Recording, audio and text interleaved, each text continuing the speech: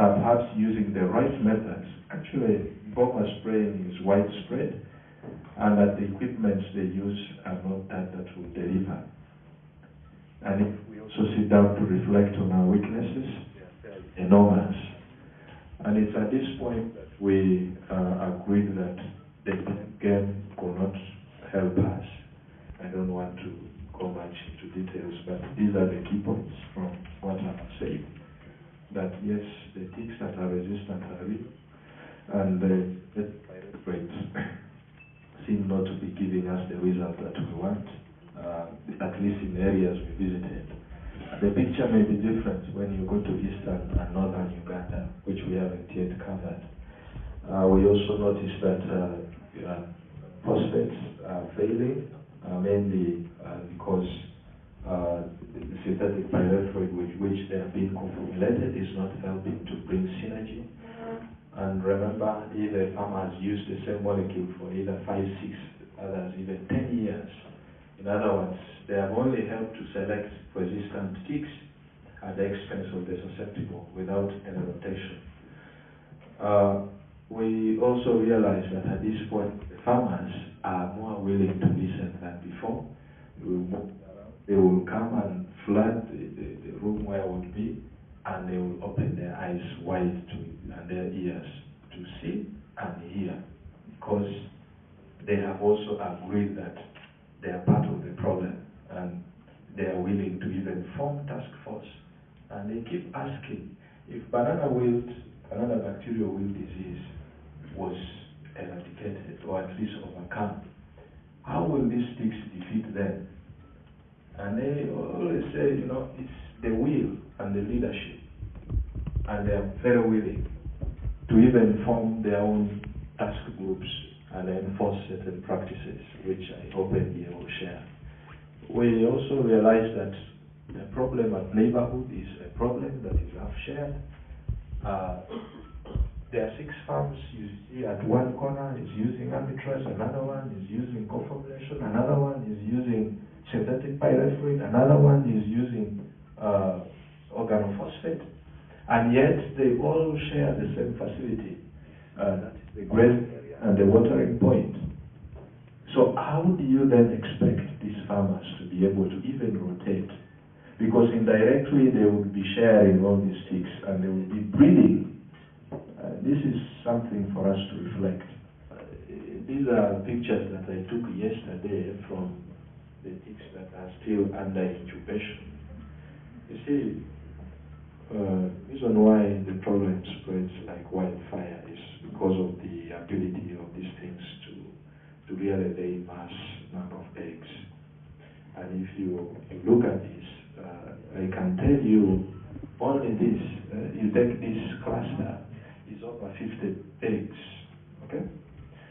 So if you spread that across, we are talking about almost thousands of eggs here.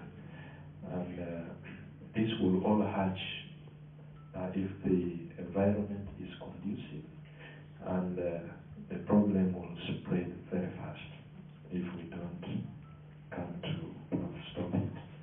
While we will be discussing about the long-term measure, it's my hope that this meeting will also be able to propose short to medium-term interventions that should be able to reduce this problem. I haven't projected to the result for the entire table, but just get from me that you move from Mitoma through Wakiso up to Nakasongola, you are most likely going to find ticks that are resistant to pyrethroids. These are the wise words from God. Us coming together is just the beginning. Keeping together in progress and working together is a success. Yeah, that's where I will beg to stop. Thank you very much. Yeah, thank you very much, Patrick. He has really given us a lot of food for thought.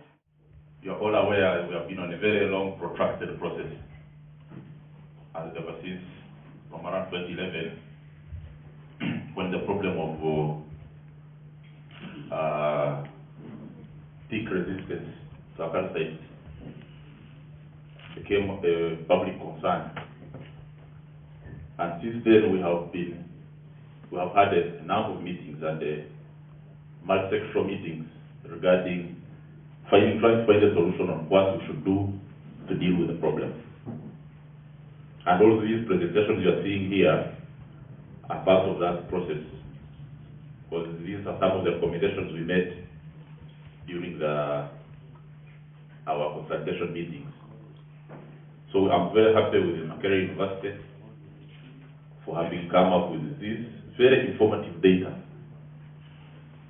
We also developed a technical and financial proposal. We concluded that process November last year. And the proposal focused on areas of farm education, because you have seen from these findings how farmers are not aware about issues of ticks and Acaricide management. So the proposal is focusing on farm education. It is focusing on research and vaccine development. It is focusing on surveillance and monitoring. And also we also proposed revamping our veterinary training institute for purposes of building competent staff in this area. Then the other issue was we identified a serious capacity problem. The extension system in local government actually regarding tick control virtually collapsed. And in the process, the ministry has also been working on reforms of the extension system. And it has also been a long and protracted struggle to have, because the minister has recommended that we needed to revamp our public extension system as opposed to this private sector service delivery system. And finally the cabinet approved the ministry's proposal, and we are now going to revamp our production departments in local government, staff them up to sub-county level. And to me, that is it will be a very great achievement. And in terms of getting the human resource we need to address this problem of tick control. Because at least now, the local government have been instructed immediately recruit at least a veterinary officer and an agricultural officer and a fisheries person in every sub-county. You know, when we made an assessment, 713 sub-counties do not have veterinary staff. Out of the 1,364, 713 don't have at all. So these are the realities. And then even when we looked at the existing staff in local government, the agricultural service providers, they're about 4,000 something, and 3,700 something. Now, more than 30% of those agricultural service providers did not have any qualification in agricultural sciences. Oh. So these are challenges. Some are social sciences, but this is the reality. So at the end of the day, even the staff we thought we had, even the few staff under nurses whom we thought we had, were actually not qualified. So these are challenges, but at least now decisions have been made. The ministry has been instructed to immediately start implementing the reform. And I think within this financial year, we are going to see a lot of of progress being made in line regarding the human resource we need to implement these programs. So, so these are basically, and we have also been working with the Ministry of Local Government and the Ministry of Public Service on local government restructuring. And I think a final report has come out, which will have also be tabled to cabinet. And after that report is even giving us more staffing. Because at the end of the day, assuming that report is adopted, the workforce of extension agents in local government will be about 13,000. And including lab technicians, all our labs, our redundant laboratories up country will also be equipped. So surely these are attempts we have made in terms of long-term approach to the problem. We are making some progress. So basically that is the brief. I just want to take a lot of time, but that is what we have so far made. So since the last time we met the rest of these issues. So thank you very much. When a doctor gets a PhD, what do we call him? Because he is already a doctor. So I say doctor or Dr. Square. Dr. Square. Oh, good morning, everybody. Good morning. I want to recognize the presence of the chairman of NDA board, present in our meeting, Dr. Sam Zaramba. You're most welcome. And other board members present. It's a pleasure for National Dog Authority to be presenting today and to have coordinated this meeting. We are here because of ticks,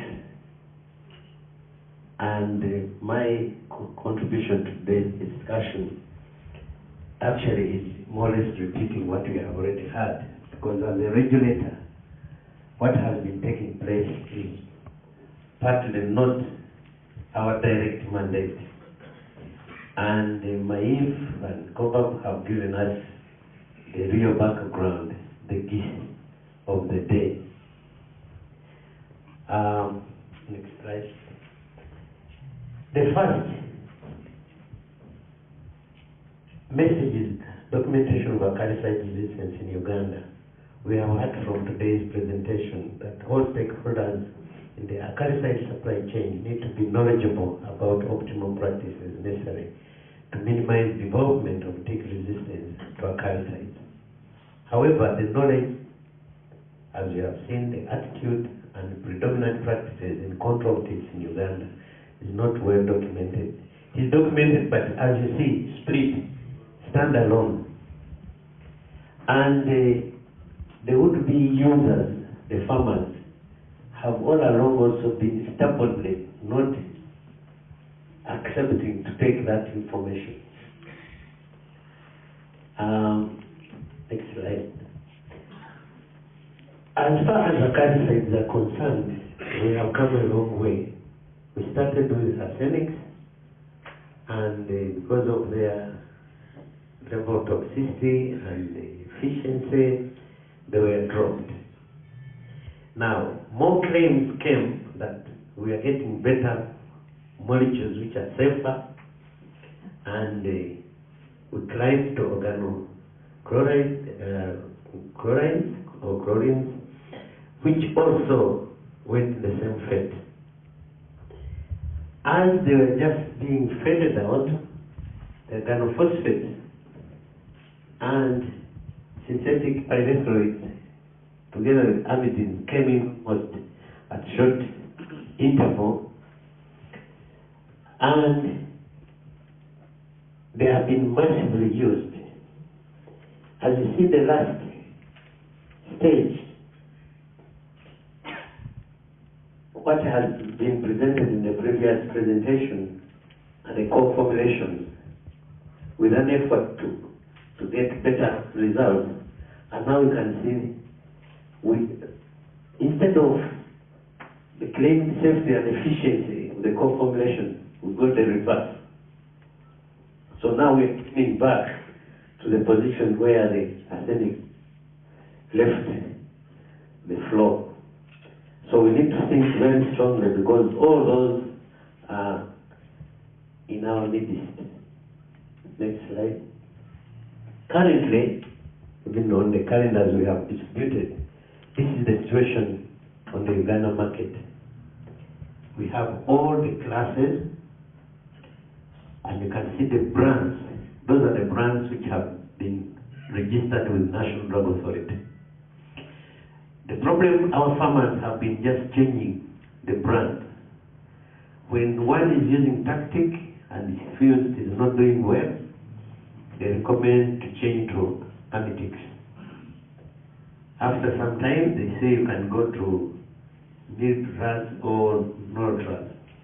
And this has been common in many farms. When you go there, the good thing with the farmers, they keep those empty bottles. When you just ask the previous result, you see all these bottles around the spray ground, recommended products. And one of the tools is the Essential Veterinary Drug List for Uganda. The current version is that of 2001. And it does not adequately cater for control of concentration. It recommends the molecule, but was not rigid on which concentration to use.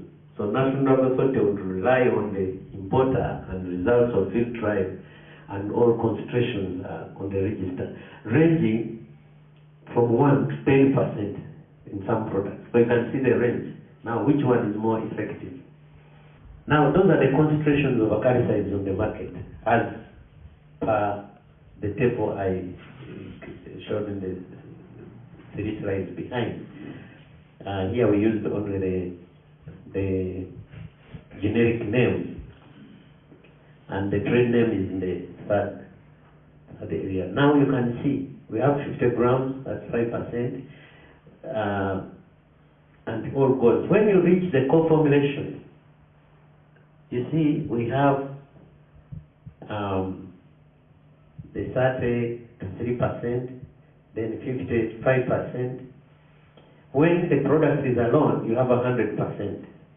Now, these are the problems we have, where the co-formulations are so underdosed that they don't do any good when you are using them. So this table is also an eye-opener, and is directly related to the results which COVAP just showed today, and also from the lab at Entebbe, that the co-formulations don't show practical evidence that there is value addition in their effectiveness. Next slide. So quality control lab analysis. National Drug Authority, when this problem arose, has been taking samples from the market and testing the quality of the Acaricides, which are on the register. And you can see from 2008, those 3 failures were not Acaricides, they were antibiotics. So you can see for the Acaricides, all the samples picked have always been compliant. So if they are compliant in the laboratory about concentration, about the active ingredient, then where is the problem? Because the problem would have been that we allowed in a product which does not meet the required concentration. So that is the status. Next slide. So the problem identified has been mainly the wrong choice, because if you find that ticks are resistant to one product, you should have gone with another. But from the presentation of COVAP, you could see that the farmers only shift at will or at guidance of another farmer, not basing on science, that actually it is this molecule which is not working, let's shift. So they make the wrong choice, wrong dilution, I think it was very clear from the lab results that majority give underdose, and the second majority give higher doses. So wrong dilution has been a big problem. Wrong application. Unfortunately, we do not show the photographs of how people are spraying the animals. Somebody stands on a height and sprays on top. When he finishes 10, those ones go there. That's another